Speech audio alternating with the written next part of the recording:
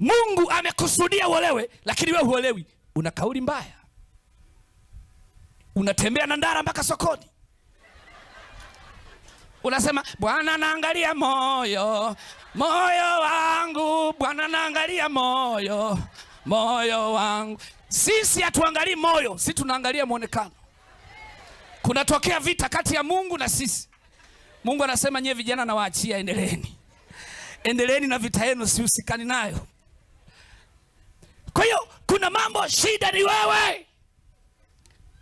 Yani kuna mambo wachungaji wanaomba katika rabasaka, kumbe wala rabasaka isingefanya kazi. Mama mmoja akaniambia, mtumishi, niombe ndoa yangu, ndoa inayumba sana.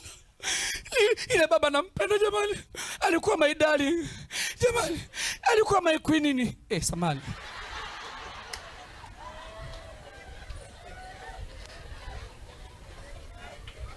Ndio hivyo, wakati mnapendana mnaitana maikwini, baadaye maikwinini. Wakati mnapendana mnaitana my baby, lakini baadaye my baby show. Havieleweki. Nikasema sawa. Yaani nilizeo dada marefu sana, mpaka nikasema nipe namba ya mume wako naye niongee naye.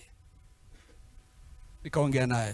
Hello, unaongea na, unajua kiona unaongea kwenye simu lazima ukaze kidogo. Hello. Unaongea na mtumishi wa Bwana.